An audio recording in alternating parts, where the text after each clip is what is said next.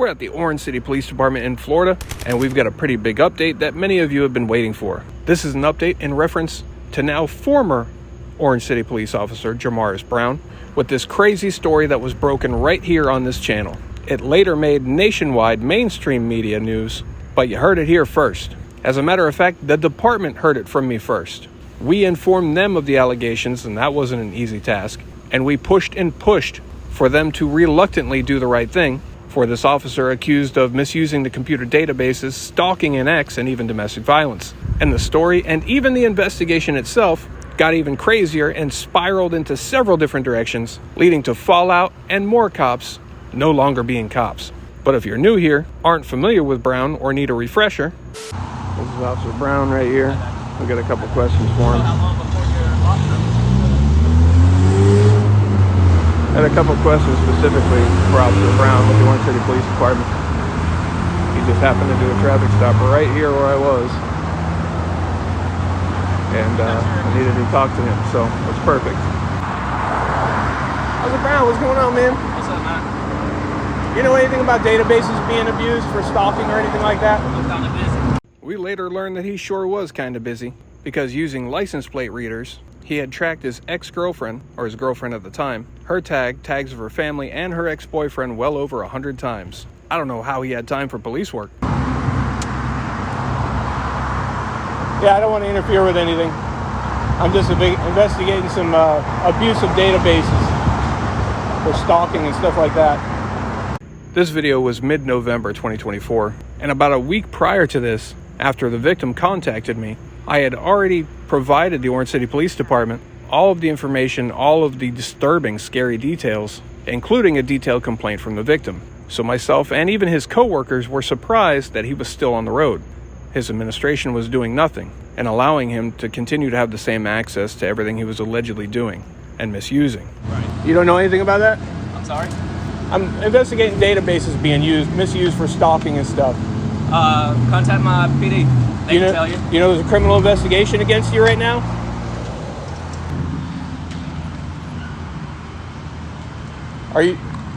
Do you know there's a criminal investigation right now? You can contact my PD, man. I don't know how you're still here. No offense to you right? personally. Yeah, but that's crazy. That's crazy. They're letting him work.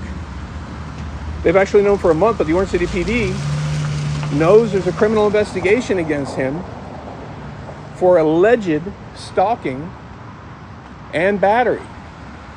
Allegedly by using computer police databases. Why do you keep running away from it, Brown? Why do you keep running away from it? I'm just trying to ask you questions. Criminal investigation into you. You shouldn't be here. It's scary that you're still here in this position. And now we have an update. You hear Jarmarus Brown? I guess he pled no contest.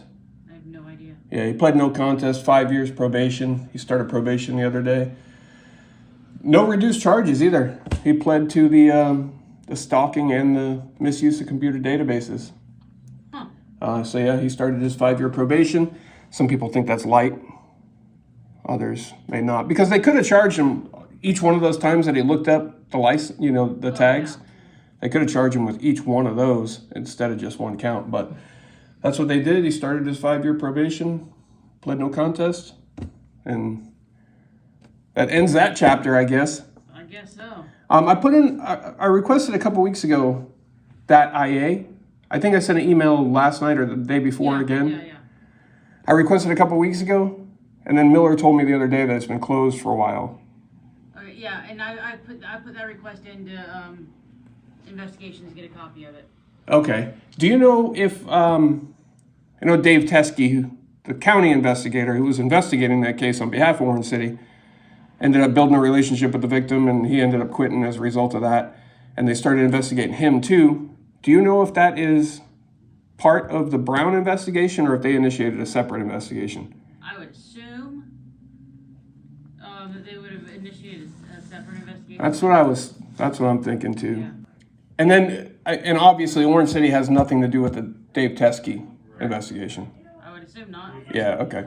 And the Elshami investigation, I just want to check. Miller said that was I guess the investigation into Captain Elshami that spun off from the Brown investigation is not part of the Brown investigation, but a separate investigation. What's up, Ward? What's up? Do you know, he said that one was very close to being done.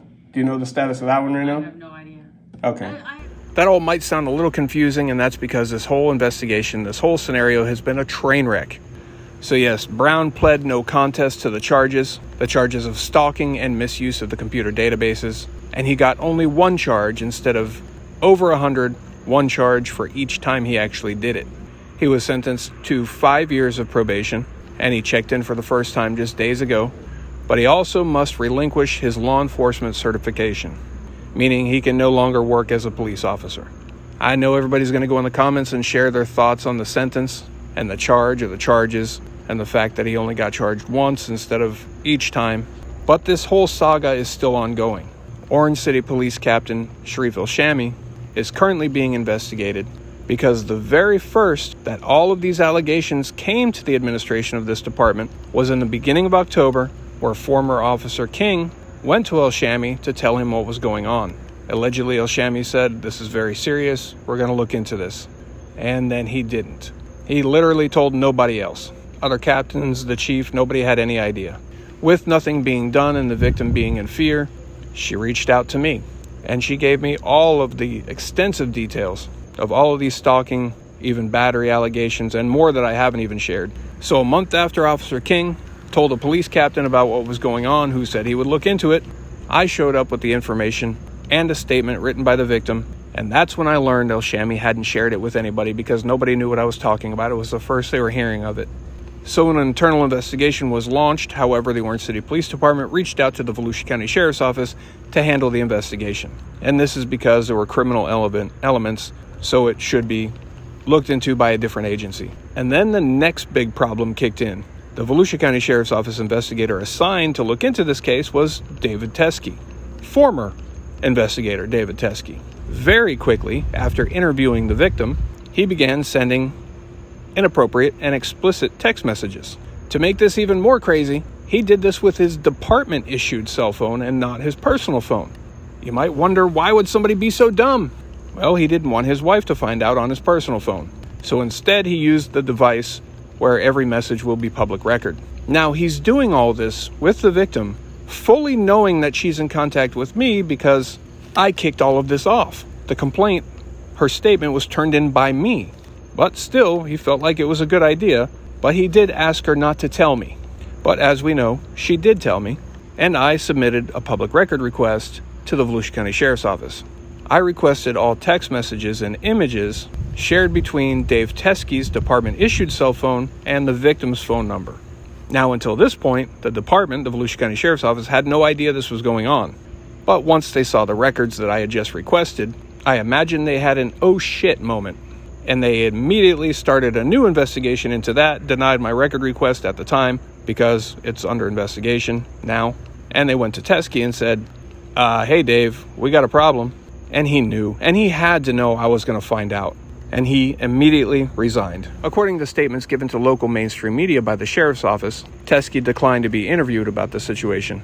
But they said thanks to all these text messages, they didn't need him. They had everything they needed to tell the whole story. And it was really helpful in assisting the agency and not only finding out about what was going on, but handling it. Do you believe I didn't get a thank you? Publicly, they'll say they're glad this came to light and they could deal with it. What they won't publicly say is how they really feel about me for finding out about it, bringing it up, and making it known. And if that wasn't true, I think I probably would have got a thank you. Hey, thanks. We're so glad you brought this to our attention so we could handle it. So that's two cops that are now former cops, all stemming from this. And as we know, the one that initially blew the whistle, Officer Shadrach King, he recently resigned after facing lots of retaliation, many believe, because he brought all of this up. Still ongoing, however, is the investigation into Captain Elshami for failing to act on this information when he got it, allegedly claiming he was going to do it after the holidays, which, no, you can't do that, but I don't believe that's true anyway. I just want to ask you real quick, is the investigation into Captain Elshami complete yet or still ongoing? It's ongoing, but I can tell you this, it's very, very, very close to the end. Very close to the end. Very close to the end. I know. So will the allegations about Elshami be actually properly handled? That remains to be seen. Why he chose to fail to act when he learned of these serious allegations, no idea. We do know that Brown was highly liked by the administration. We know that he did a lot of traffic stops and wrote a lot of tickets. Many of them questionable, but that's for a later day. A lot of people have come out of the woodworks since all this came out with their experiences with Brown. Now, in the initial investigation, it's alleged that perhaps Elshami was not truthful with investigators when asked why he didn't come forward with this information when he got it.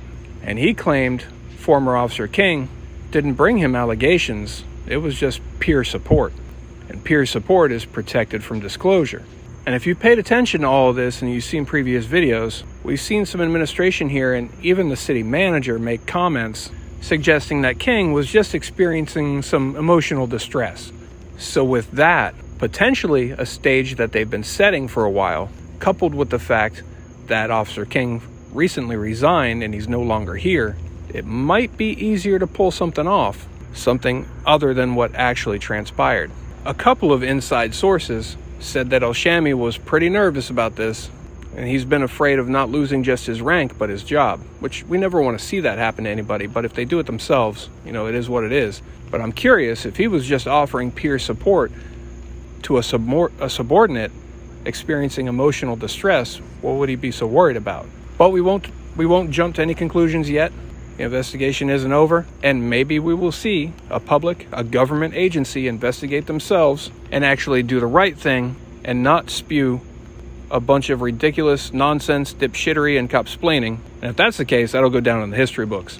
How do you think this is going to go? Go in the comments and let me know. But stay tuned, make sure you subscribe with your notifications on, because the shenanigans, well, they continue.